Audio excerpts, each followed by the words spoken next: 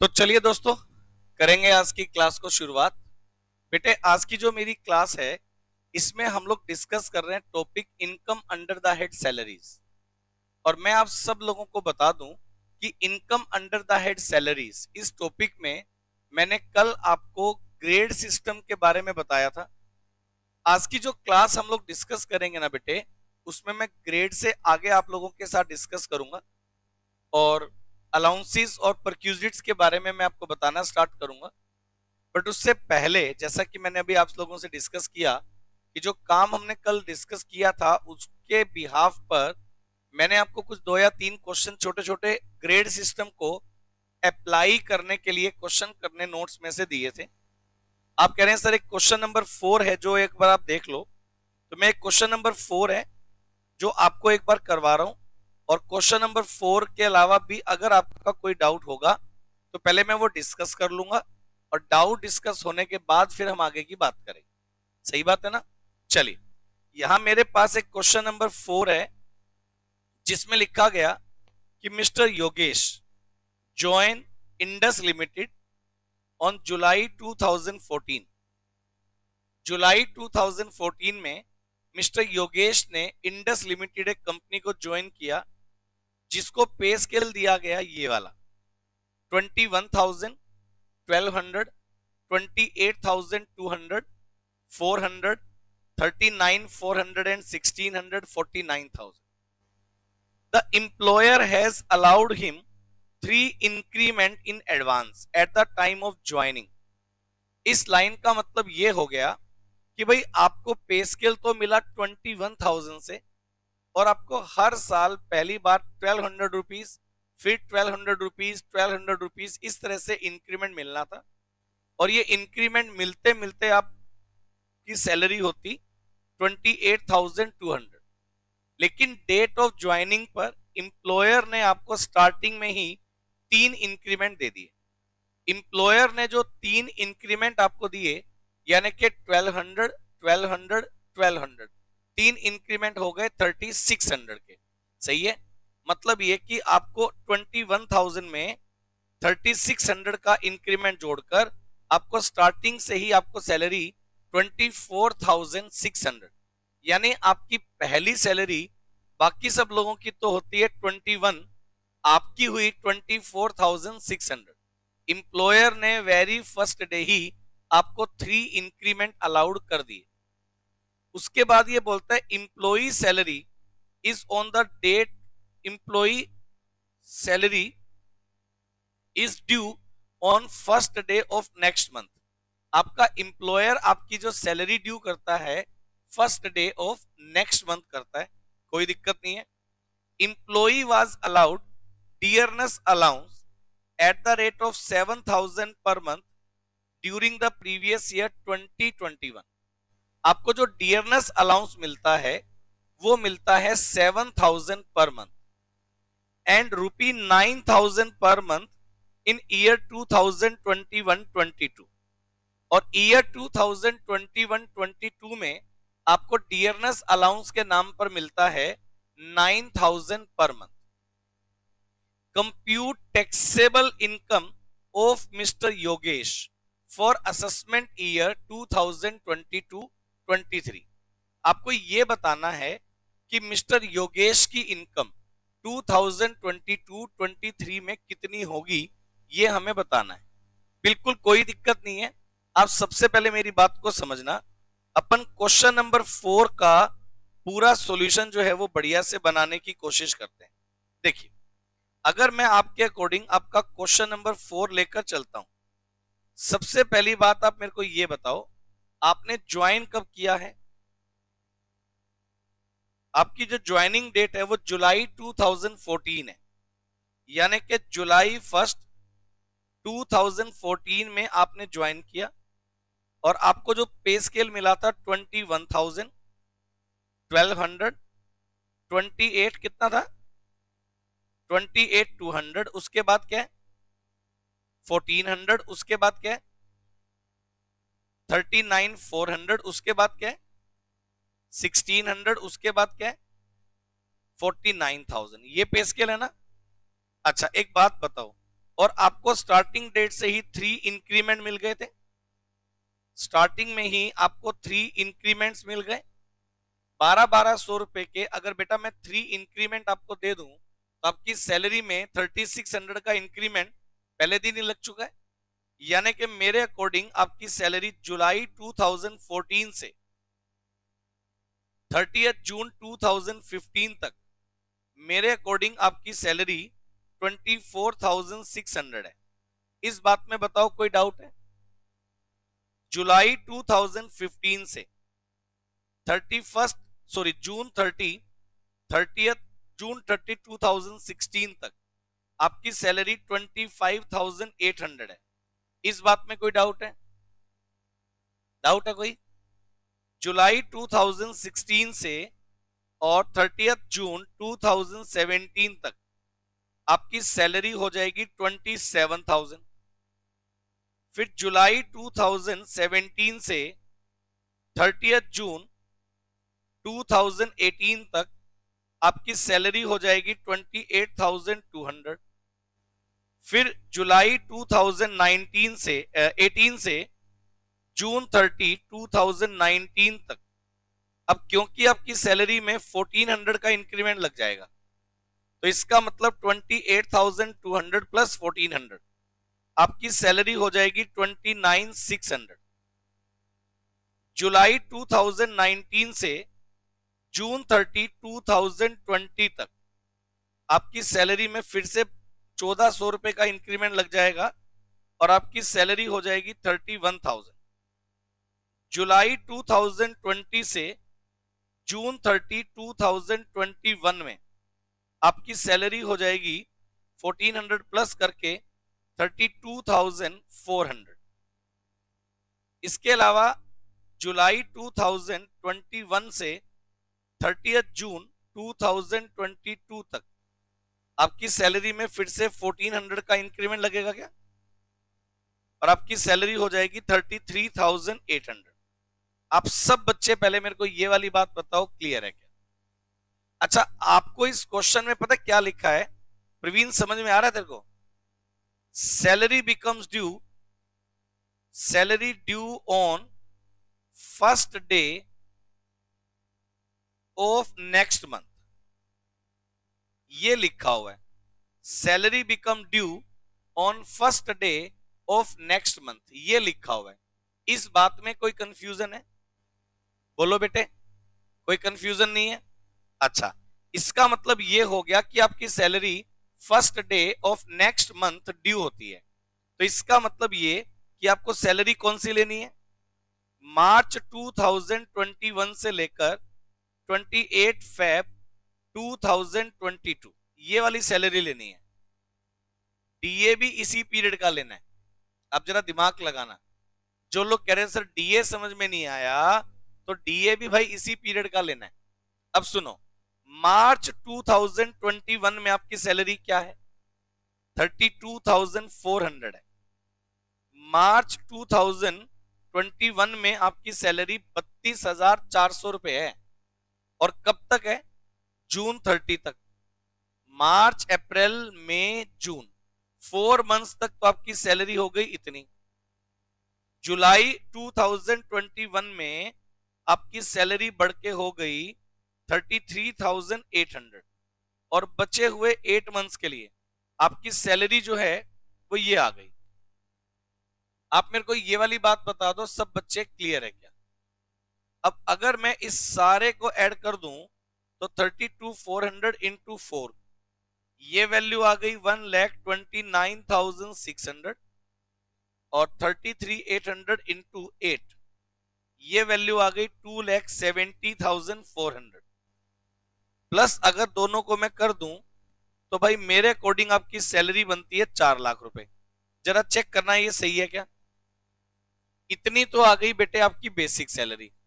सब बच्चे बताओ क्लियर है क्या? प्लस अपन बात करेंगे डियरनेस अलाउंस की। अच्छा, डीए को लेकर के क्या मुद्दा है भाई? डियरनेस अलाउंस कितना कितना आपको मिलता है? आप जरा चेक करो, इसमें यह लिखा गया कि डियरनेस अलाउंस के नाम पर आपको मिलता था 2020-21 में तो मिलता था 7,000, और 21-22 में मिलता है 9। अब पता है क्या है, 2021 में आपको मिलता था 7,000 और 21-22 में आपको मिलता है 9। ये जो 2021 है इसका मतलब अप्रैल 2020 से 31 मार्च 2021, और 21-22 का मतलब अप्रैल 2021 से 31 मार्च 2022। लेकिन जरा याद करो, salary becomes due on first day of next month. तो इस सिचुएशन में सैलरी आपको मार्च से लेकर फेब तक की लेनी है। तो मार्च 2021 में आपका डीए था 7,000, तो डीए एक महीने का तो लेना है मार्च वाला, और उसके बाद अप्रैल से लेकर और नेक्स्ट ईयर की फेब तक 11 मंथ्स का आपको लेना है 9,000 के हिसाब से। तो 7,000 इंटू 1, ये तो हो गया 7,000, और 9,000 इंटू 11 ये हो गया 99,000। और इन सबको अगर मैं ऐड कर दूं तो बेटे 4 लाख प्लस 7,000 प्लस 99,000, अगर मैं इन सबको ऐड कर दूं 5,06,000, ये अमाउंट आपके लिए वैल्यू निकल करके आएगी। इस बात को लेकर अगर कोई डाउट या कंफ्यूजन है तो आप मेरे को बताइए। क्लियर है किस तरह से वैल्यू को लेकर चलना है? मैंने आपको बता दिया, इतनी आपकी बेसिक सैलरी, इतना आपका डीए, ये टैक्सेबल होगा। ग्रेड सिस्टम और ड्यू डेट ऑफ सैलरी दोनों को मिक्स जब अपन करेंगे तो जाकर के आपका ये कंसेप्ट जो है वो बनेगा। मैं आप सब बच्चों को बता दूं बेटे, जब एक स्टैंडर्ड क्वेश्चन आएगा ना, बढ़िया वाले क्वेश्चन आएंगे, तो स्टार्टिंग में लिखा गया होगा कि mister x join ABC limited company on that day. मतलब आप यूं कह लो कि ये जो क्वेश्चन है ना, ये मेरे क्वेश्चन के स्टैंडर्ड क्वेश्चन का स्टार्टिंग होगा। मतलब इतना कंप्यूट तो नहीं बोलेगा, ये जो 3-4 लाइनें हैं ये मेरे क्वेश्चन को स्टार्ट करेंगी स्टैंडर्ड क्वेश्चन में। उसके बाद मैं अदर पर्टिकुलर्स दूंगा, इसको डीए इतना मिला, अलाउंसेस ये वाले इतने मिले, कमीशन इतना मिला, ये वाला परक्यूजिट इतना मिला, वो तो मैं लिस्ट बनाऊंगा और उन सबके ऊपर रूल अप्लाई कर करके अपने को टोटल सैलरी जो है वो कैलकुलेट करनी होगी। सही है? तो ग्रेड सिस्टम और ड्यू डेट ऑफ सैलरी मेरे इस टॉपिक का एक पार्ट है, ये वाली बात आप ध्यान रखिएगा। सब बच्चे, सब लोग मेरे को बताओ, ये वाली बात सबको क्लियर है क्या? आगे बढ़ूं बेटे? समझ में आता है सब लोगों को इतना? चलो, इतना काम करने के बाद अगर मैं इससे आगे की बात करूं बेटे, तो ये देखिएगा इससे आगे हमारे पास क्या है। अब मैं, अब ये बताओ जरा सब लोग, इसके अलावा क्वेश्चन नंबर 5 में या क्वेश्चन नंबर 6 में आपका कोई डाउट है तो बताइए। बोलो, किसी का भी कोई डाउट नहीं है? बेटे एक बात आपको मैं बता दूं, इनकम टैक्स में आपको न्यूमेरिकल पोर्शन के नाम पर जो मैं काम दूंगा, जब चैप्टर के रूल कंप्लीट हो जाते हैं लगभग, तब क्वेश्चन बनेगा स्टैंडर्ड। लेकिन बीच बीच में जैसे जैसे मैं रूल बताऊंगा, उनसे रिलेटेड जो मैंने छोटे छोटे क्वेश्चंस आपको बीच में करने के लिए दिए, वो डेली का डेली चलते चलना, क्योंकि उनसे आपका रूल कंफर्म होगा कि रूल आपको एप्लीकेबल करना आया या नहीं आया। सही बात है? चलो, तो मैंने आप लोगों को बेटे अभी तक जो पढ़ा दिया वो मैंने आपको पढ़ा दिया, यूं कह लो आप कि मैंने आपको बेसिक बेसिक चीजें सब बता दी। अब जरा सुनिए, जो सैलरी चैप्टर को स्टार्ट करने के लिए बेसिक फीचर्स की बात थी वो मैंने सब आपको बता दी, है ना? अब हम लोग आ गए सैलरी चैप्टर के रूल के ऊपर। सैलरी चैप्टर के रूल्स में हम लोग जो बात करेंगे, देखो सबसे पहली बात, सब लोग मेरी बात सुनना, सबसे पहली बात, सैलरीज चैप्टर 3 सेक्शन में डिवाइड है। सेक्शन 15 से लेकर सेक्शन 17 सैलरी चैप्टर के सेक्शन है। इनके अलावा सैलरी चैप्टर के कोई भी सेक्शन नहीं है। सेक्शन 15 किसका सेक्शन है? चार्जिंग सेक्शन है। सेक्शन 16 किसका सेक्शन आएगा? डिडक्शंस का। किसका सेक्शन आएगा? जैसे हाउस प्रॉपर्टी में सेक्शन 24 किस चीज का था? डिडक्शंस का सेक्शन था। इसी तरह से सैलरी में सेक्शन 16 किस चीज का सेक्शन है? डिडक्शंस, और कुछ भी नहीं है उसके अंदर। सेक्शन 17 में डेफिनेशन ऑफ सैलरी दिया हुआ है। किसी भी चीज का डेफिनेशन जो सैलरी टॉपिक को रिलेट करेगा वो आपको कहां मिलेगा? सेक्शन 17। उसके सब सेक्शन हैं, क्लोजेस हैं, बट आपको उन सेक्शंस को याद करने की जरूरत नहीं है। आपसे एग्जामिनर उन सेक्शंस के बारे में नहीं पूछेगा। सबसे पहली बात, आपको ये नहीं बोलेगा फलाने सेक्शन को आप डिफाइन करो, नहीं पूछेगा। अगर सेक्शन पूछेगा तो साथ में रूल बताया गया होगा कि भाई ये वाला रूल आपको पूछा गया है। समझ गए? तो इन सेक्शंस को लर्न करने की जरूरत नहीं है। मैं आपको बता दिया करूंगा कि कौन सा सेक्शन आपको याद रखना है और कौन सा आपको याद नहीं रखना है। सही है? वो आपकी मर्जी है।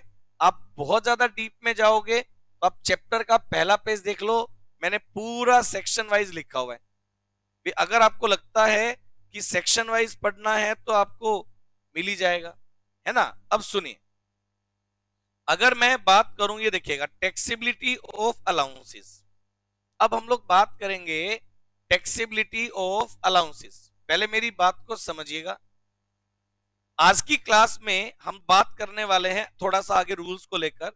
अब मैं आपको बता रहा हूं, अब जरा सब बच्चे पहले 5 मिनट मेरी बात को सुनो। रूल बताने से पहले बेसिक लेवल की चीजें क्लियर होना जरूरी है। देखिए, जब मैं अपनी जॉब पर किसी इंप्लॉई को रिक्रूट करूंगा तो मैं सबसे पहले उससे बात करूंगा बेसिक सैलरी की, कि भाई आपको हम बेसिक सैलरी क्या देंगे।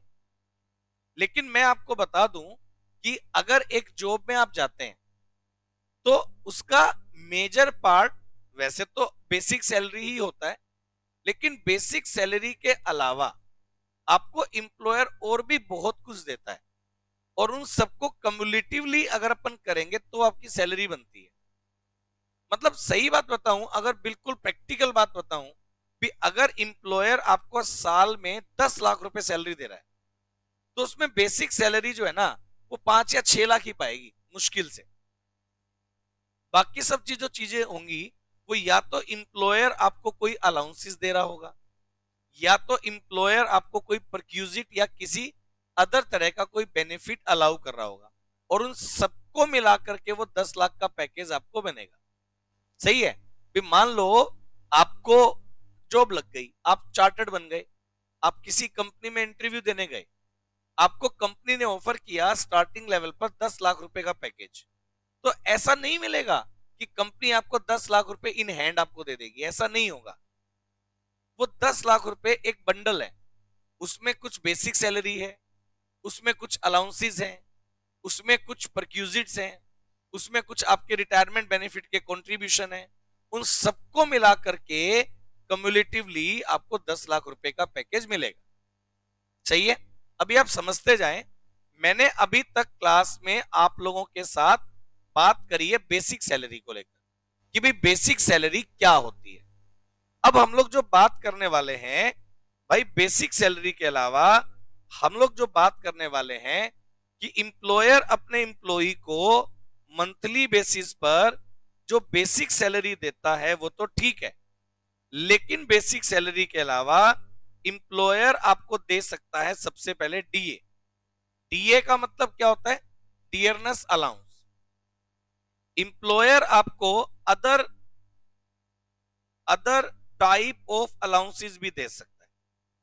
अदर टाइप ऑफ अलाउंसेस वो एक अलग बात है। अभी तक हमने डियरनेस अलाउंस को भी अच्छे से डिस्कस नहीं किया कि भी डियरनेस अलाउंस क्या भला है ना, वो भी मैं सिखाऊंगा। और अदर टाइप के अलाउंसेस भी दे सकता है। अलाउंसेस अभी नोट्स में कुछ नहीं पढ़ना, सबका ध्यान मेरे साथ। अलाउंसेस एक तरह के मॉनेटरी बेनिफिट है। क्या है? अलाउंस आपको ऑलवेज कैश में मिलेगा, ये बात ध्यान रखना। जैसे सैलरी मिलती है वैसे ही आपको अलाउंस मिलता है। अलाउंस आपको दिए जाते हैं जनरली या तो आपकी बेसिक नीड्स को पूरा करने के लिए। अलाउंस की मैं कैटेगरी बनाऊंगा। कुछ अलाउंस ऐसे होंगे जो एम्प्लॉयर अपने एम्प्लॉई को देगा उसकी ड्यूटी परफॉर्मेंस के लिए। मैं आपको पहले मैंने 5 मिनट रूल नहीं पढ़ाने, मैंने कुछ बातें बतानी है, सही है। पहले वो बातें आपके दिमाग में क्लियर होंगी, तभी अपन आगे बात करेंगे। देखिए मैं आपको एक बात बताता हूं, मैंने एक इंप्लॉई अपॉइंट कर रखा है, मार्केटिंग टीम का बंदा है वो क्या करता है, वो अलग अलग स्कूल में जाके सेशंस करता है। आप जैसे बच्चों को बताते हैं कि भाई सीए करने के, सीएस करने के क्या फायदे हैं, सही है ना। हमने एक मार्केटिंग पर्सन जो है उसको अपॉइंट कर रखा है, जो स्कूल टू स्कूल जाकर के सेशंस करते हैं। आप मेरी बात को समझना, और मैं उसको सैलरी भी देता हूं, ठीक है ना। अब उसको एक ठीक ठाक हेल्दी सैलरी हम देते हैं, लेकिन जब वो जॉब करने के लिए आया तो उसको मैंने बोला भी हमें एक सेल्स एग्जीक्यूटिव, मार्केटिंग एग्जीक्यूटिव चाहिए। अब मेरी बात को समझना एक बार। तो वो बंदा मेरे पास आया, उसने बोला सर मेरा प्रोफाइल क्या होगा, मेरा काम क्या होगा। मैंने बोला भाई आपका काम ये होगा कि आपको अपने सराउंडिंग 100, 150, 200 किलोमीटर में जितने भी स्कूल्स हैं उनमें जाना है, और उनमें जाकर के आपको जो है बच्चों को स्कूल में सेमिनार देने, सेशन देने, और आपको ये बताना है भी कॉमर्स वाले बच्चों को कि भाई आपको कॉमर्स के बाद, 12th कॉमर्स के बाद क्या क्या स्कोप आपके पास बनते हैं, क्या फायदा आपको इन कोर्स को करने से मिलेगा। हमने उसकी ट्रेनिंग कर दी। अब वो बंदा कहता है ठीक है सर ट्रेनिंग होगी, अब बताओ आज पहला दिन मैं कहां जाऊं। मैंने बोला भाई आप ये सिरसा वाला रूट कवर करो, आप सिरसा वाला रूट जाओ, जहां जहां जो जो स्कूल मिलते हैं सब में सेशन करो। अब वो बंदा जाएगा कैसे, या तो वो अपना कोई व्हीकल लेके जाए, 2 व्हीलर या 4 व्हीलर, जो भी है। हमने बोला भी व्हीकल आप लेके जाओ और अपना काम करके आओ। अब वो मान लीजिए अपनी मोटरसाइकिल उठाता है, अब वो पहले दिन जाता है यहाँ से 20 किलोमीटर जाकर के एक एरिया आता है जहां एक स्कूल बना हुआ है, वो वहां गया, वहां उसने सेशन दिया, आके मेरे को रिपोर्टिंग कर दी, देखो सर आज हमने इतना बढ़िया सेशन कर दिया और यहाँ से इतने बच्चे हैं जो करने में विलिंग। ठीक है जी। अगले दिन वो दूसरे स्कूल में गया, तीसरे दिन वो तीसरे स्कूल में गया, चौथे दिन वो चौथे स्कूल में गया। अब हर रोज वो सुबह ऑफिस आता है, अपना वो बैग उठाता है, उसमें किट होती है, वो जाता है और सेमिनार करके आ जाता है, ठीक है ना। और मंथ एंड पर हम उसको सैलरी दे देते हैं। लेकिन एक क्वेश्चन यहाँ पे अटक गया कि जब वो मेरे काम से ऑफिस से निकलकर जाएगा, 20-50 किलोमीटर किसी भी स्कूल में वो सेशन करने जाएगा, आएगा, तो उसका आने जाने का फ्यूल, बाइक, गाड़ी जो भी वो लेकर जाएगा वो लगेगा नहीं लगेगा। अब मेरा क्वेश्चन ये है कि वो पैसा, वो खर्च जो हो रहा है बाइक के पेट्रोल पर, वो पैसा उसको कौन देगा, वो खुद अपनी सैलरी में से लगाएगा या उसको मैं दूंगा। यार मैं क्यों दूंगा, मैं तो सैलरी दे रहा हूं ना यार।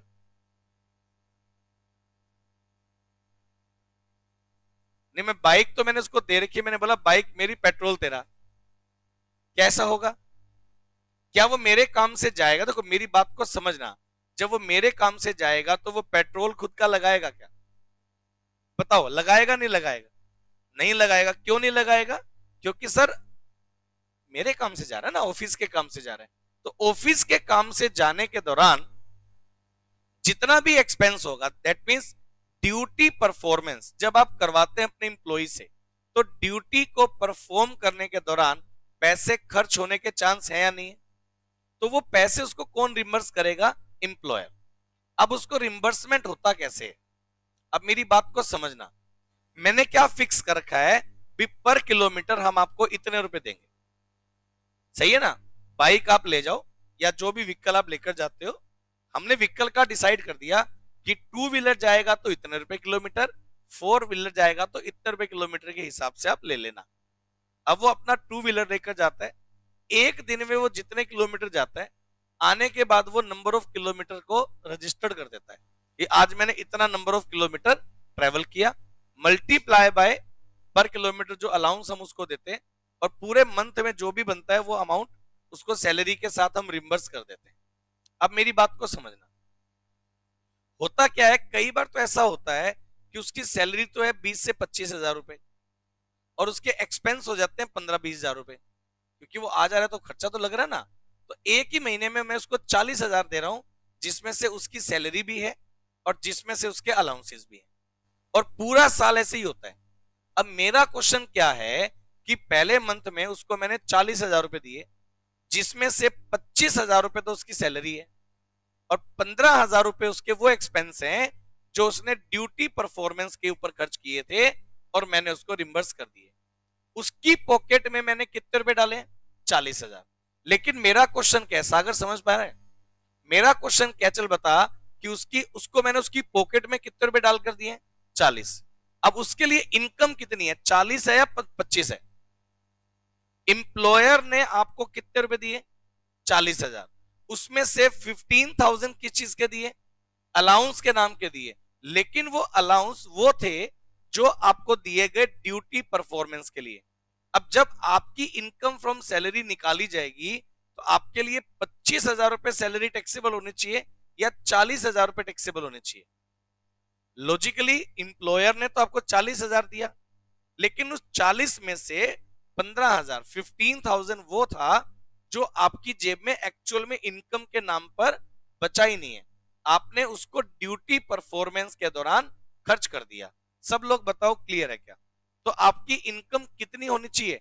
40 या 25? 25 होनी चाहिए। लॉजिकली बात ये। सुनो, अभी पूरी बात सुनो। एक अलाउंस कौन सा दिया मैंने आपको? वो अलाउंस दिया जो कि आपको ड्यूटी परफॉर्मेंस के दौरान काम करने के जो खर्च थे उनको रिम्बर्समेंट के लिए दिया। कुछ ऐसे अलाउंस मैं आपको दे सकता हूं जिनका ड्यूटी परफॉर्मेंस से कोई मतलब नहीं है। मेरी बात को समझना। आपको हमने इंप्लॉय रिक्रूट कर दिया, सही है, और हमने आपका प्रोफाइल बता दिया आपको ये काम करना है, आप रूटीन में अपना काम कर रहे हैं। हमने आपको 2 काम और दे दिए। हमने देखा इंप्लॉय अच्छा है, हमने आपको 2 काम और दे दिए कि ये काम भी आपको ही करने हैं। अब आप क्या कहते हैं, सर आपने मेरे को अपॉइंट तो किया था अलग काम के लिए, अब आपने मेरे को 2 काम और दे दिए, मेरा ज्यादा टाइम डिवोट होता है, तो मेरी सैलरी बढ़ाओ। तो मैंने बोला सैलरी नहीं बढ़ाएंगे, लेकिन आपने हमारे लिए एक्स्ट्रा काम किया, इस एक्स्ट्रा काम करने के बदले में हम आपको कुछ एक्स्ट्रा अलाउंस दे देंगे। क्या दे देंगे?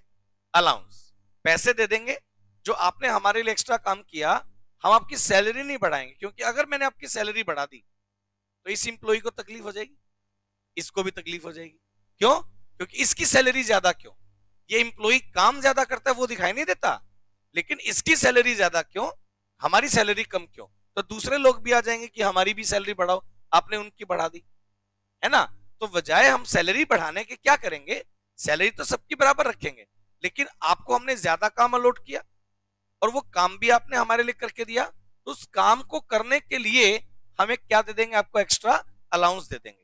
वो अलाउंस कंसीडरेशन है आपके उस काम को करने का जो आपने अदर इंप्लॉय से ज्यादा किया।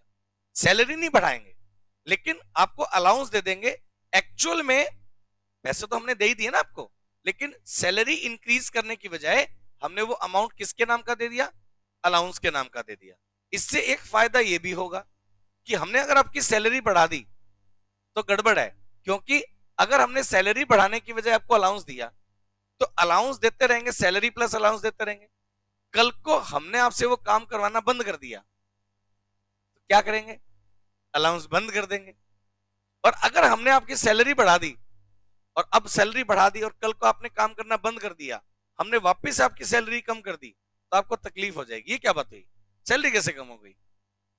तो अलाउंस आपको जिस काम को करने का मिल रहा था, काम कर रहे हो तो आपको अलाउंस मिल रहा है, काम करना बंद कर दोगे हम आपका अलाउंस बंद कर देंगे। यस या नो? तो किसी भी काम को करने के तरीके हैं। पैसे चाहिए, पैसे दे रहे हैं, जब तक काम करोगे मिलेंगे, नहीं करोगे नहीं मिलेंगे। सैलरी बढ़ाने में आपको भी, अगर कल को मैं कम करूंगा तो तकलीफ है, और हमें भी तकलीफ है कि यार सैलरी बढ़ाने के बाद किसी भी इंप्लॉय की सैलरी को कम करेंगे तो तकलीफ है। तो इंप्लॉयर, सुनो मेरी बात, इंप्लॉयर अपने इंप्लॉय को क्या करेगा? सैलरी तो देगा ही देगा, लेकिन वेरियस टाइप ऑफ अलाउंसेस देगा। कुछ अलाउंस ऐसे हैं जो आपको खर्च करने हैं ड्यूटी परफॉर्मेंस पर, कुछ अलाउंस ऐसे हैं जो आपको खर्च नहीं करने हैं, बल्कि हमने आपको दिए आपके एक्स्ट्रा काम करने के बदले में। हाँ या ना? तो हर तरह के अलाउंस के ऊपर एक ही तरह का रूल नहीं लगाया जा सकता। जरा सोचो, जरा सोचो, अगर आपको दिया गया अलाउंस उस पर टैक्स ना लगे, कि सैलरी पर तो लगेगा अलाउंस पर नहीं लगेगा। अगर रूल गवर्नमेंट ये बना दे तो कोई भी बंदा बेसिक सैलरी लेगा क्या? वो बोलेगा सर आप सैलरी दो ही मत, सारी सैलरी क्या बना कर दे दो, अलाउंस बना कर दे दो। यार अलाउंस में भी तो कैश ही मिल रहा है, सैलरी में भी तो कैश ही मिल रहा है।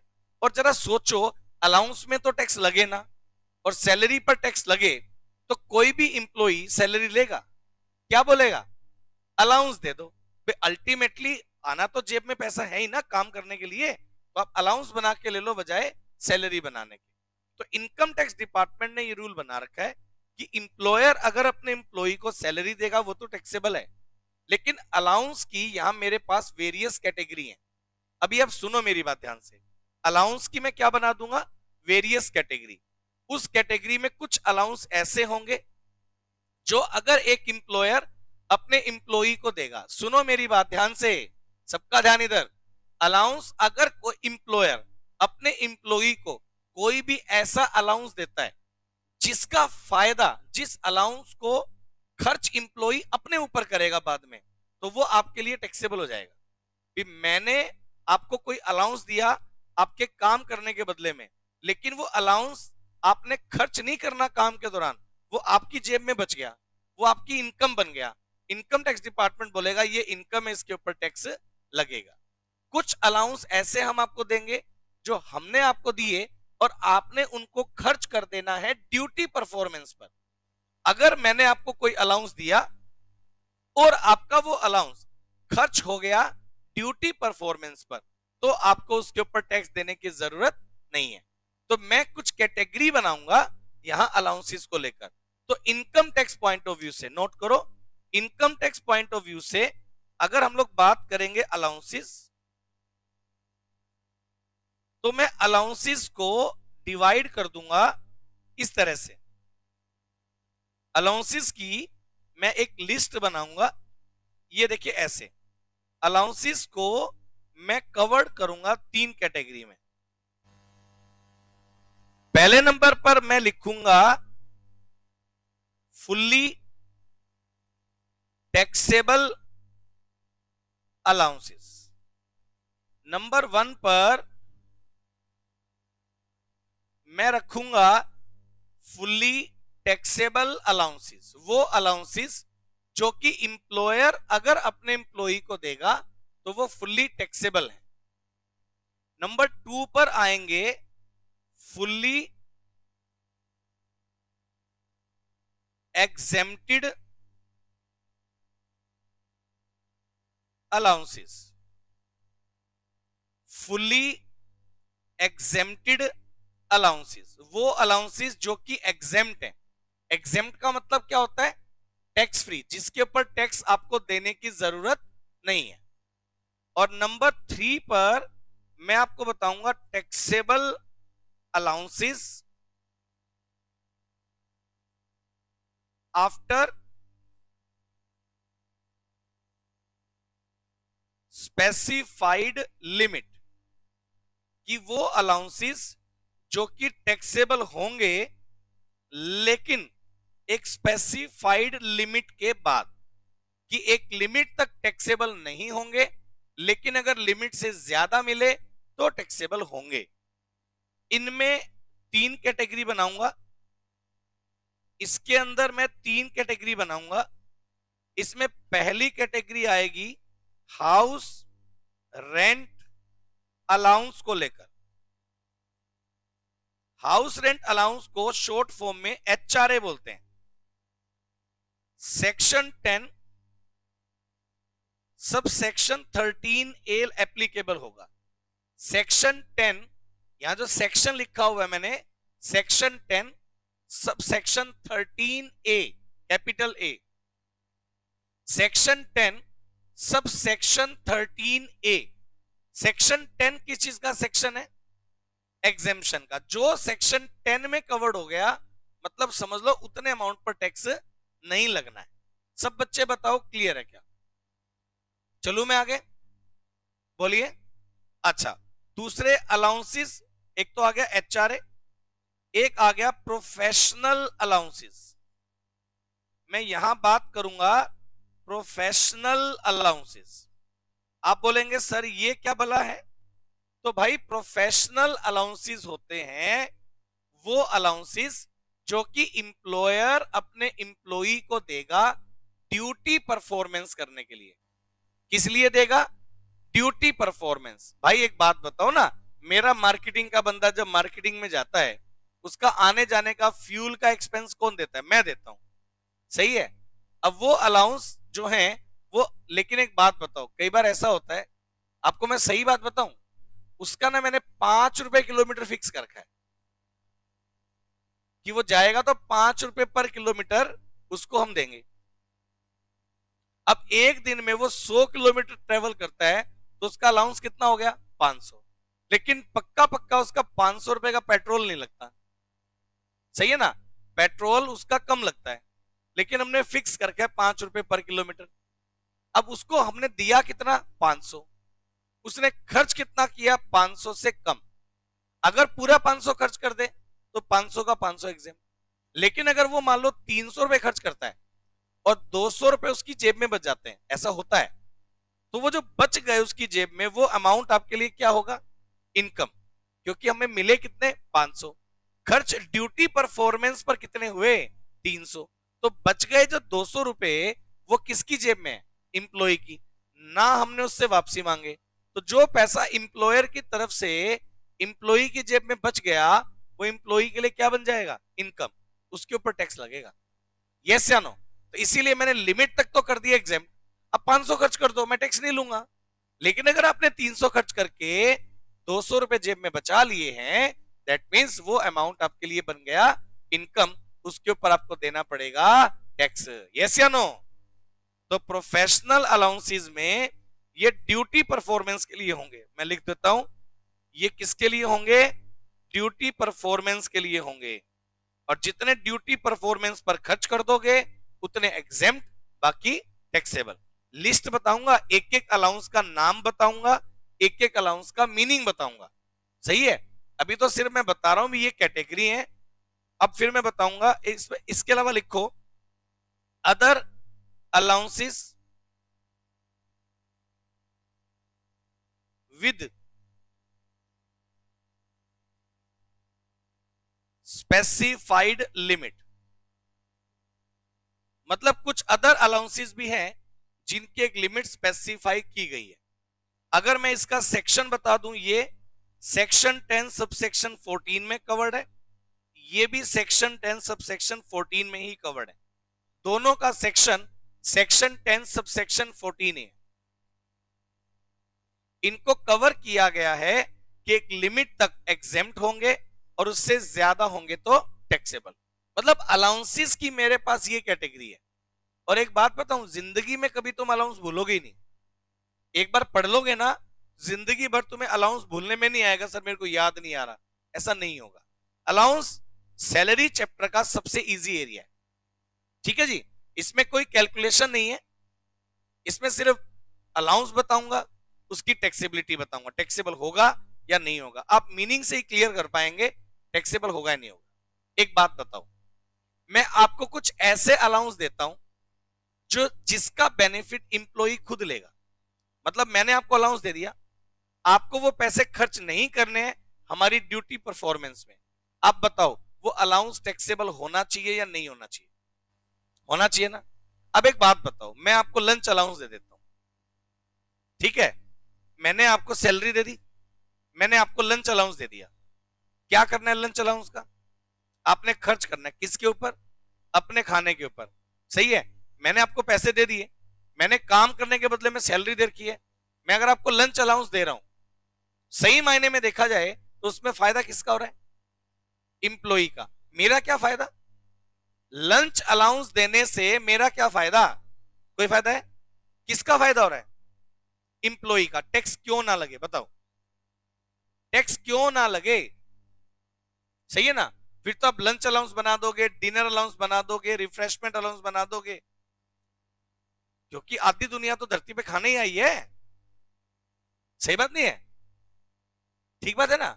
आधी दुनिया तो धरती पे खाने ही आई है, नहीं आई क्या? आए ना? मतलब आधे लोग सुबह उठते सोचते हैं कि सबसे मैं क्या खाऊं।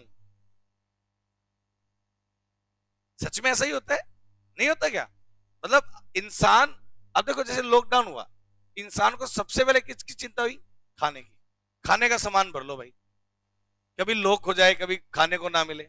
बाकी कोई टेंशन नहीं है, बच्चों की पढ़ाई मतलब बाद में, सब बाद में, एजुकेशन बाद में, सब चीजें बाद में, पहले खाने का सामान भर लो। जो बच्चों की फीस देने, पहले फीस देनी देंगे, पहले एक काम करो, आटा चावल गेहूं दाल चावल जो भी है वो ले आओ, मतलब पढ़ाई करके क्या करना है, पहले खाने को चाहिए होता ना। तो अब एक बात सोचो, इंसान कमाता भी इसलिए, अपन नहीं बोलते हैं कि कमाएंगे नहीं तो खाएंगे क्या, है ना? तो ऐसा बोलता है कभी कि कमाएंगे नहीं तो नहाएंगे कौन सी साबुन से? ऐसा बोलता है कभी? नहीं बोलता है। नहीं बोलता ना? क्या बोलता है? कमाएंगे नहीं तो खाएंगे क्या?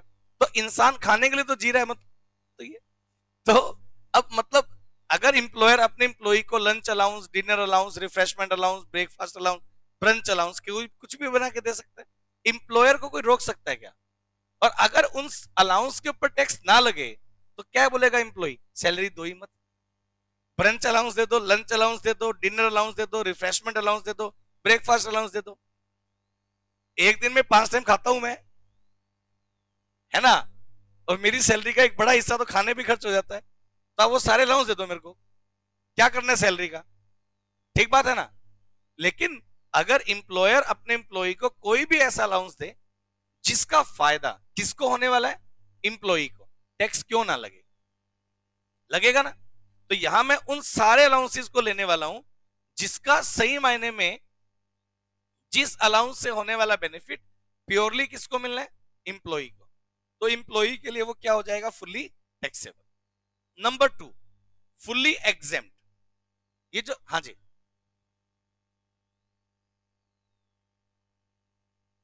हम ये बात करेंगे ना उसके बारे में, मेरे को पता था तुम्हारा क्वेश्चन आएगा ये, कि भाई प्रोफेशनल अलाउंस जो इंप्लॉयर ने अपने इंप्लॉई को दिए, आप कह रहे हो सर 5 रुपए पर किलोमीटर देते हो, वो प्रूफ कैसे करेगा कि मैंने 500 में से खर्च कितने किए?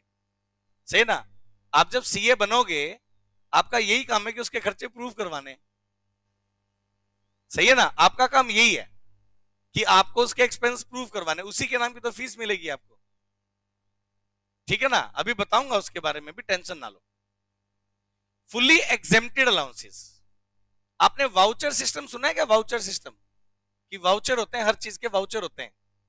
देखो इनकम टैक्स डिपार्टमेंट कहता है, देखो सही मायने में यहाँ एक थोड़ी सी डिपार्टमेंट है ना, लीनियंसी दिखाता है कि थोड़ी ईमानदारी तो तुम भी दिखाओ यार।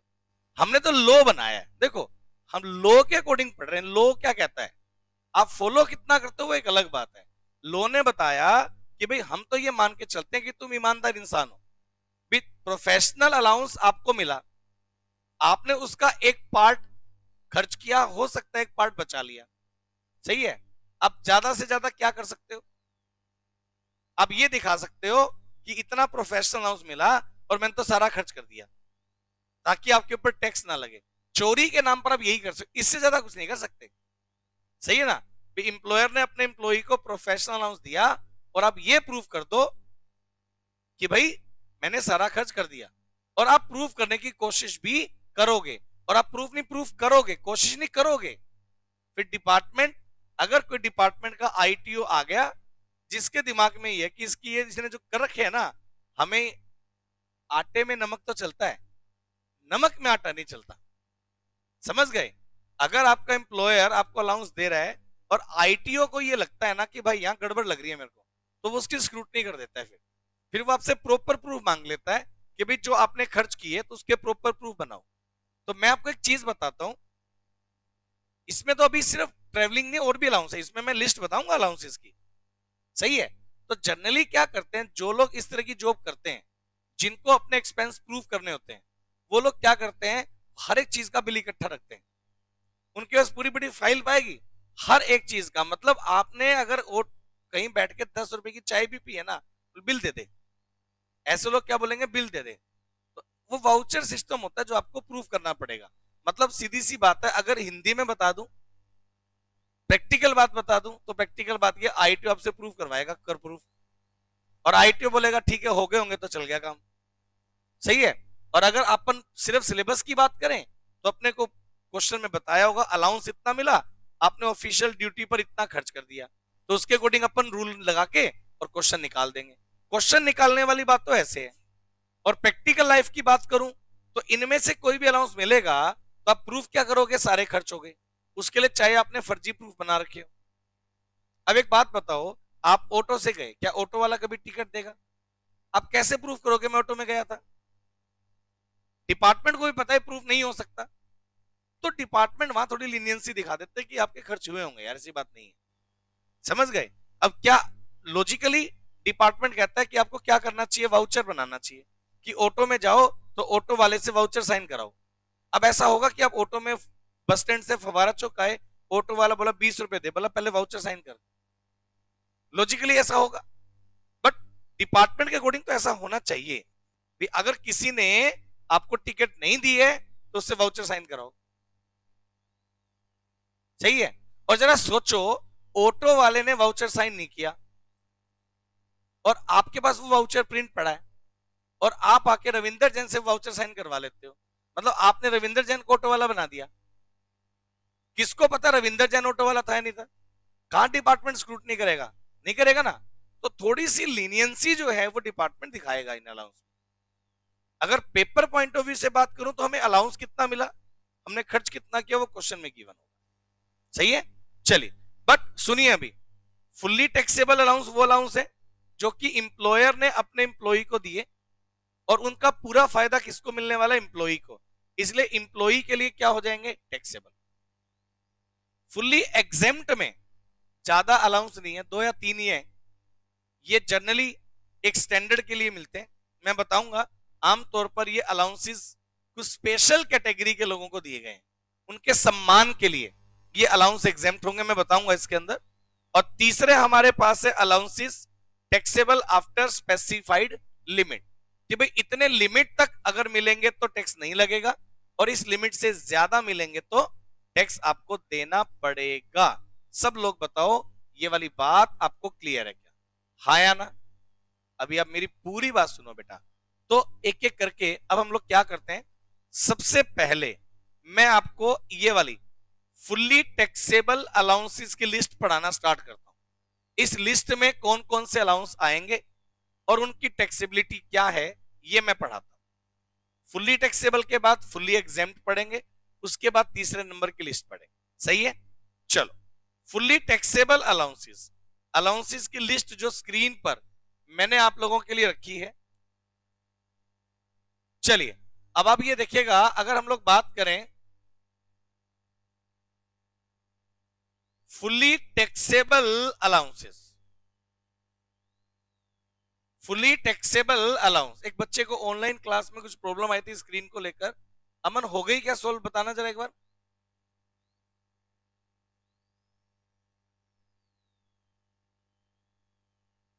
स्क्रीन सॉल्व हो गई क्या?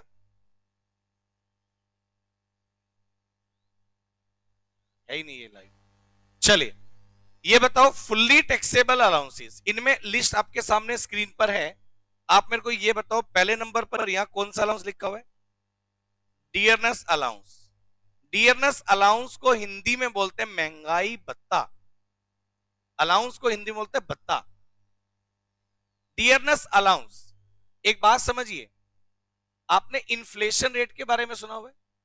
महंगाई दर बढ़ सकती है। सैलरी तो हमने ग्रेड में दे रखी है, अब ग्रेड के अकॉर्डिंग जैसे जैसे सैलरी बढ़ती जाएगी वैसे वैसे ग्रेड लगेगा। लेकिन ऐसा हो सकता है कि जितना आपका हमने ग्रेड बढ़ाया, महंगाई उससे कहीं ज्यादा बढ़ गई। तो ऐसी सिचुएशन में आपका जो लिविंग ऑफ स्टैंडर्ड है वो इफेक्ट करता है। क्या करता है? इफेक्ट करता है। तो इसके लिए आपको इंप्लॉयर बेसिक सैलरी के अलावा क्या देता है? Dearness allowance. आप लोगों ने स्टैट्स में इंडेक्स नंबर का टॉपिक पढ़ा हुआ है, उसमें cost of living index number भी पढ़ा होगा आपने, उसी के ब्याज पर डीए सोल्व होता है। डियरनेस अलाउंस, महंगाई दर, अपन फॉर्मूला लगाते हैं ना, Laspeyres formula, Paasche formula, sigma P1 Q0 divide by sigma P0 Q0 into 100। इसका मतलब ये होता है कि भाई, मेरे को भी पता है लेस्पियर फॉर्मूला है, ये पास्चे का होता है sigma P1 Q1 divide by sigma P0 Q1 into 100। मैं बता रहा हूं, मेरे को पता है, लेकिन छोटे मोटे पेपर आपको पता है मैं पढ़ता नहीं, अपनी शान के खिलाफ है, इसलिए फॉर्मूला तो पता ही है। अब सुनो, अब बेसिकली ये जो इंडेक्स नंबर निकाले जाते हैं वो इसलिए निकाले जाते हैं कि लास्ट ईयर के कंपैरिजन में करंट ईयर में महंगाई दर कितनी बढ़ी, इन्फ्लेशन रेट कितना आया, कि जो आप अपनी रूटीन की लाइफ में प्रीवियस ईयर में पैसा खर्च करते थे, आज अगर खर्च करना पड़े तो महंगाई दर बढ़ने की वजह से आपकी सैलरी कितनी बढ़नी चाहिए। तो सैलरी नहीं बढ़ाते हैं जनरली, उसके लिए डीए के परसेंटेज अप डाउन होते रहते हैं। तो डियरनेस अलाउंस, सुनिए मेरी बात, एक इंप्लॉयर अपने एम्प्लॉई को देगा अदर देन बेसिक सैलरी, उसके लिविंग ऑफ स्टैंडर्ड को मेंटेन करने के लिए। जितना डियरनेस अलाउंस इंप्लॉयर अपने एम्प्लॉई को देगा, dearness allowance always fully taxable whether it is receive by the government employee और नॉन गवर्नमेंट एम्प्लॉई। ये जो फुल्ली टैक्सेबल अलाउंस की लिस्ट अभी मैं आपको पढ़ा रहा हूं, ये हर तरह के एम्प्लॉई के लिए टैक्सेबल है, चाहे आप गवर्नमेंट एम्प्लॉई हैं, चाहे आप नॉन गवर्नमेंट एम्प्लॉई हैं, सबके लिए फुल्ली टैक्सेबल है। ये वाली बात बताओ, सब बच्चे क्लियर है क्या? सही है। नंबर 2, इसके बाद आता है जी सिटी कंपनसेटरी अलाउंस। इसके बाद आता है सिटी कंपनसेटरी अलाउंस, इसको शॉर्ट फॉर्म में मैं नाम दूंगा सीसीए। कई बार पेपर में ये मिलेगा सीसीए के नाम से, सिटी कंपनसेटरी अलाउंस, सीसीए के नाम से आपको मिलेगा। क्यों मिलता है? आप मेरी बात को समझिएगा कि आपकी जॉब हिसार में, आपको सैलरी हम दे रहे हैं, लेकिन हमने आपका ट्रांसफर कर दिया दिल्ली में। तो एक बात बताओ, दिल्ली एक बड़ा शहर है, अब जिस सैलरी में आप हिसार में काम करते हो, उसी सैलरी में क्या आप दिल्ली में काम कर सकते हो? क्यों नहीं कर सकते हो? क्योंकि आपके एक्सपेंस बढ़ जाएंगे, वहां की हर चीज महंगी है। आपको घर किराए पर लेना है, यहां सस्ता मिलेगा, वहां महंगा मिलेगा। ट्रांसपोर्टेशन आपको यहां सस्ती मिलेगी, वहां महंगी मिलेगी। और भी कई सारी ऐसी बेसिक नीड्स की चीजें हैं जो शायद आपको यहां सस्ती मिले और उस शहर में महंगी मिले, है ना? तो इतनी सैलरी में ही, सेम सैलरी पर रखकर अगर मैं आपका बड़े शहर में ट्रांसफर कर दूंगा तो भाई साहब आपको तकलीफ हो जानी है। क्या किया जाए बताओ? सैलरी बढ़ा दूं? सैलरी बढ़ा दी, सुन लो बेटा मेरी बात, सैलरी बढ़ा दी और 4 महीने बाद हमने आपको वापस बुला लिया, फिर से सैलरी कम कर दी, तो आपको तकलीफ हो जाएगी। तो सैलरी इंक्रीज करने की वजह पर क्या करेंगे? सैलरी तो उतनी रख दो, प्लस हर सिटी का एक सीसीए फिक्स कर दो। हिसार में मान लो आपको हम 2000 रुपए सीसीए देते हैं, दिल्ली में हम 10,000 रुपए सीसीए देते हैं, करनाल में हम 4,000 रुपए सीसीए देते हैं, मुंबई में हम 15,000 रुपए सीसीए देते हैं। समझ गए? मतलब हर शहर का हमने एक सीसीए फिक्स कर रखा है, उसकी महंगाई के अकॉर्डिंग। कोई भी इंप्लॉय जिस शहर में जाएगा उसको उतना ही सीसीए मिलेगा। सब बच्चे बताओ क्लियर है क्या? हाँ या ना? तो यहां सिटी कंपनसेटरी अलाउंस। अब एक बात बताओ, हमने आपको सैलरी दे दी, हमने आपको सीसीए दे दिया, सीसीए का अमाउंट आपने खर्च किसके ऊपर करना है? हमारी जॉब के लिए तो खर्च नहीं करना ना, खर्च करना है अपने खुद के ऊपर। वो तो तुम सैलरी भी खर्च करोगे ना। तो वो अलाउंस जो हमने आपको दिया और आप खर्च करोगे अपने लिए, तो वो टैक्सेबल क्यों ना हो? इनकम टैक्स डिपार्टमेंट कहता है ये आपकी इनकम फ्रॉम सैलरी का पार्ट होगा और इसके ऊपर टैक्स आपको देना पड़ेगा। सब बच्चे बताओ क्लियर है क्या? इसके अलावा एक पॉइंट आता है फिक्स मेडिकल अलाउंस। इंप्लॉयर अपने इंप्लॉई को मेडिकल अलाउंस दे सकता है। पहले मेरी एक बात सुन लो सब बच्चे, ये जो मैं अलाउंसेस आपको दे रहा हूं ना, जब अलाउंसेस खत्म हो जाएंगे, यही चीजें एज अ फैसिलिटी भी मिल सकती है। अब इंप्लॉयर आपको मेडिकल अलाउंस देगा, मतलब आपको हर महीने एक अमाउंट, फिक्स अमाउंट मिलेगा मेडिकल अलाउंस के नाम पर। अगर खर्च किया तो उसमें से आप कर लो। एक हो सकता है मेडिकल फैसिलिटी। फैसिलिटी क्या होगा? कि जिसमें हम आपको पैसे नहीं देंगे, जिसमें आपका इलाज हम करवाएंगे। कि अगर आप किसी भी, अब कभी भी आपका कोई फैमिली मेंबर बीमार होगा, उसका मेडिकल ट्रीटमेंट करवाना है, तो मेडिकल ट्रीटमेंट करवाने के लिए जो पैसा खर्च होगा वो इंप्लॉयर रिम्बर्स कर देगा। समझ गए? वो हो गया फैसिलिटी। लेकिन वो मिलेगा कब? जब कोई बीमार होगा। बीमार नहीं हुआ तो कुछ नहीं मिलना। अलाउंस में क्या है? हमने आपको पैसे दे दिए और उसी में से आपने मेडिकल ट्रीटमेंट करवाना है। अगर कोई बीमार नहीं हुआ तो वो पैसे आपकी जेब में बच गए, हमने आपसे वापसी नहीं मांगना है। तो हमने सैलरी के साथ आपको एक मेडिकल अलाउंस दे दिया। अब जितना मेडिकल अलाउंस मिलता है वो आपके लिए क्या होगा, फुल्ली टैक्सेबल। क्योंकि अगर अगर वो खर्च भी करना पड़े तो आप किसके ऊपर खर्च करोगे, खुद के लिए खर्च करोगे, यस या नो। तो इंप्लॉयर अगर अपने इंप्लॉई को मेडिकल अलाउंस देगा तो मेडिकल अलाउंस ऑलवेज क्या होगा बेटे, फुल्ली टैक्सेबल। खर्च करने पर भी फुल्ली टैक्सेबल होगा। क्वेश्चन पेपर में कई बार क्या आएगा, employer provided ₹1000 per month medical allowance to employee, out of which employee incurred ₹5000 during the year on the medical treatment। कि एम्प्लॉयर ने 1000 रुपए पर मंथ के रेट से 12,000 रुपए आपको दिए, जिसमें से 5,000 रुपए आपने साल के दौरान खर्च कर दिए। अब टैक्सेबल कितना होगा आपके लिए, 12 के 12 टैक्सेबल होगा। खर्च करने पर आपको टैक्स में छूट नहीं मिलेगी, क्योंकि जो खर्च किए थे वो किसके लिए किए थे, खुद के लिए किए थे, तो वो टैक्स में छूट आपको उसमें नहीं है। बताओ क्लियर है। चलिए, इसके अलावा आ सकता है lunch allowance, tiffin allowance, dinner allowance भी कह सकते हैं, वो डिपेंड करता है आपकी जॉब की शिफ्ट क्या है। तो लंच या टिफिन अलाउंस अगर आपको मिलता है तो वो आपके लिए ऑलवेज क्या होगा, फुल्ली टैक्सेबल। सब बच्चे बताओ क्लियर है क्या। इसके अलावा एक आता है वार्डन अलाउंस। वार्डन अलाउंस क्या होता है, वार्डन सुना है आप लोगों ने, कौन होता है वार्डन, हॉस्टल्स में होते हैं वार्डन। अब हॉस्टल में जो वार्डन है, एक तो वो होते हैं जो परमानेंट वार्डन है, उनको सैलरी दे रहे हैं। कई बार क्या होता है, अब मान लो स्पेशल पर्सन को रिक्रूट किया जाता है एज अ वार्डन। अब मान लो एक स्कूल है, उसमें एक बॉयज हॉस्टल है, अब उस हॉस्टल में आतंक मचा हुआ है, ठीक है ना। अब उसको मैनेज करना है, तो मैनेज करने के लिए जनरली अपन क्या कर देते हैं, स्कूल के ही एक टीचर की ड्यूटी लगा देते हैं, जिसका खुद का स्कूल में आतंक होता है ना। स्कूल में एक दो टीचर ऐसे मिलते हैं जिनका स्कूल में या तो पीटीआई टीचर होता है। पीटीआई टीचर ने पढ़ाना थोड़ा, उसका काम ही कूटने का होता है, ठीक बात है ना। उसका काम, और या तो मैथ का जो मास्टर होता है, सही है ना, उसका एक खौफ होता है कि भाई अगर आपके स्कूल में पिटाई विटाई होती है, तो मैथ में अक्सर बच्चे मैथ और इंग्लिश में वीक होते हैं, तो भैया उस टीचर का आतंक होता है, या तो याद करके जाइए वरना तो कुटाई होगी, ऐसा होता है ना। और उस टीचर से सारे डरते भी हैं, आतंक होता है। और कई बार क्या होता है, ऐसे टीचर भी होते हैं जो रिटायर्ड फौजी होते हैं, तो उसका और ज्यादा आतंक होता है। बच्चों के मन में खौफ होता है कि भाई ये आ गया तो हिटलर है, ठीक बात है ना।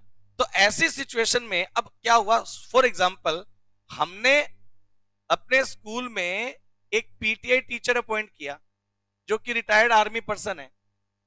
अब उसकी जॉब तो 9 से 2 की है स्कूल के टाइमिंग में। अब हमने देखा है हॉस्टल का वार्डनशिप का काम हो तो रहा है बट मैनेज नहीं हो रहा, तो हमने भाई साहब पीटीआई टीचर को बोला कि आप सुबह शाम 2 राउंड लगाया करो हॉस्टल में और आप मैनेज किया करो। अब पीटीआई टीचर कहता है मेरा काम 9 से 2 स्कूल में जॉब करने का है, मैं सुबह शाम राउंड क्यों लगाऊं, मेरे को क्या मिलेगा। तो हमने बोला भी अगर आप ये ड्यूटी लेते हैं तो हम आपको एक एक्स्ट्रा अलाउंस दे देंगे, वार्डन अलाउंस, समझ गए। तो उसके लिए जो पैसा आपको दिया जाएगा, अब अगर उस पर्सन ने वो काम किया वार्डनशिप का और उसको अलाउंस दिया गया तो वो अलाउंस फुल्ली टैक्सेबल होगा। एक आता है non practising allowance. Non practising allowance क्या होता है कि आप प्राइवेट प्रैक्टिस नहीं कर सकते। जैसे कि अगर मैं एग्जांपल दूं, आपने सुना होगा, बड़ा एक सिंपल सा एग्जांपल देता हूं कि गवर्नमेंट टीचर ट्यूशन नहीं पढ़ा सकते, गवर्नमेंट डॉक्टर प्राइवेट क्लिनिक नहीं खोल सकते। अब मेरे को पहले एक बात बताओ कि भी जो टीचर है, गवर्नमेंट टीचर है, वो ट्यूशन क्यों नहीं पढ़ा सकता, क्या तकलीफ है भाई। टीचर ट्यूशन क्यों नहीं पढ़ाए, वो सुबह से अपना स्कूल जाएगा, उसके बाद आके वो फ्री वो ट्यूशन पढ़ा के अपने पैसे कमा ले। क्यों, आपने सुना कई बार टीचर को बैन कर देते हैं कि भाई आप ट्यूशन नहीं पढ़ा सकते हैं। आपको पता है कि गवर्नमेंट टीचर के ऊपर ट्यूशन बैन होता है, आप ट्यूशन नहीं पढ़ा सकते हैं। जो गवर्नमेंट डॉक्टर होते हैं उनके ऊपर बैन होता है कि वो आप अपना क्लिनिक नहीं बना सकते हैं। आपको हमारी जॉब करनी है, क्लिनिक नहीं बनाएंगे आप अपना। इसीलिए जो डॉक्टर्स होंगे ना, देखो आप कभी भी जो सीनियर लेवल का कोई डॉक्टर होगा, तो वो अपना क्लिनिक जो बना के बैठा है, तो उसने पहले किसी इंस्टीट्यूशन में जॉब किया होता है कि पहले मैं फलाने हॉस्पिटल में हुआ करता था, वहां से छोड़ के अब मैंने अपना क्लिनिक बना लिया। क्यों? क्योंकि वहां आपके ऊपर रिस्ट्रिक्शन थी कि आपने सिर्फ हमारे लिए जॉब करनी है, बाकी आप प्राइवेट काम नहीं कर सकते। अब एक टीचर को ट्यूशन पढ़ाने से क्यों बैन किया? क्या मोटिव था?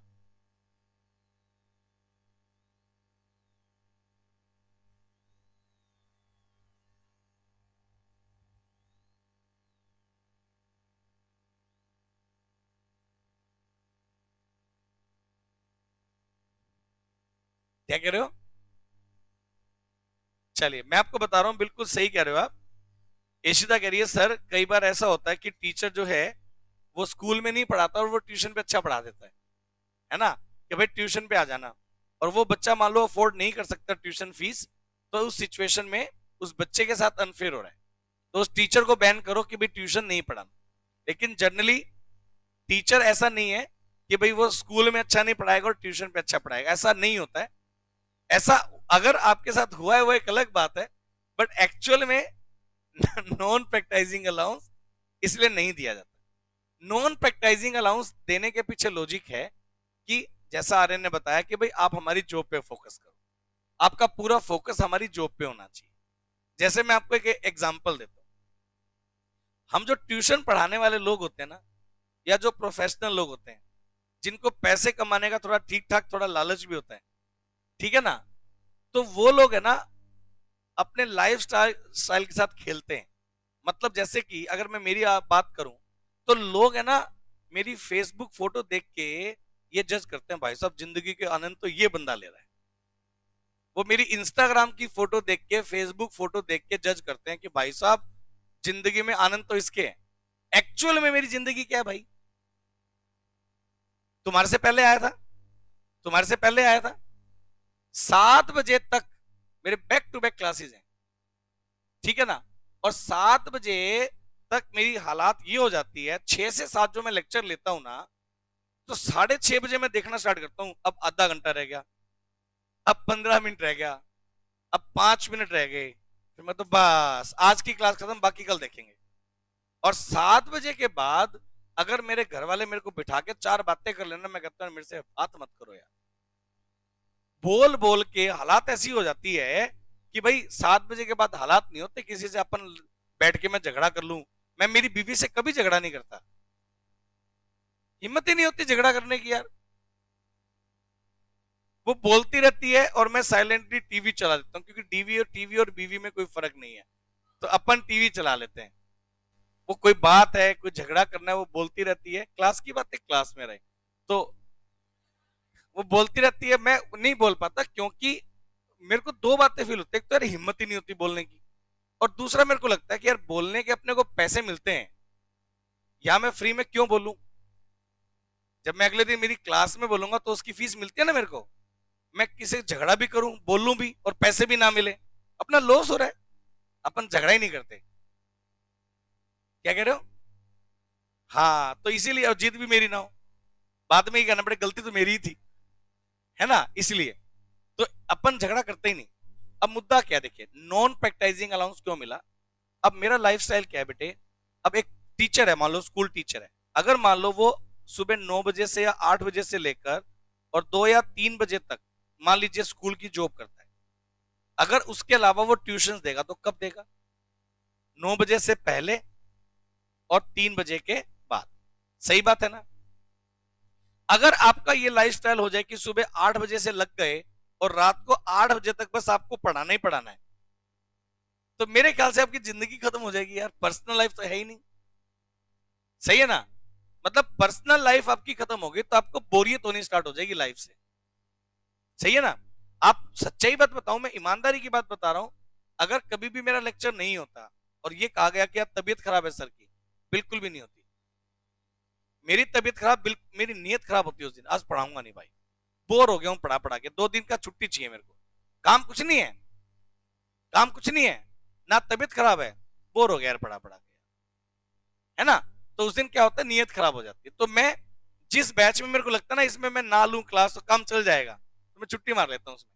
मैं कहता हूं इसकी छुट्टी मार दो आज भाई, कह देना सर की तबीयत खराब है। सही है ना, सच्चाई ये बात है, तबीयत खराब नहीं होती है, लेकिन मतलब बोरियत हो जाती है। हाँ वो एक अलग बात है, 2 दिन की छुट्टी के बाद मैं डबल जोश में आके पढ़ाना स्टार्ट कर देता हूँ, वो रिफ्रेशमेंट हो जाता है माइंड का। लेकिन चलिए अब मेरी बात समझिएगा, इंप्लॉयर ये चाहता है कि भाई इंप्लॉई जॉब करे तो मेरी जॉब पर पूरा फोकस करे। कई बच्चे होते हैं जो क्लास में सो जाते हैं। भाई वो क्यों सो जाते हैं?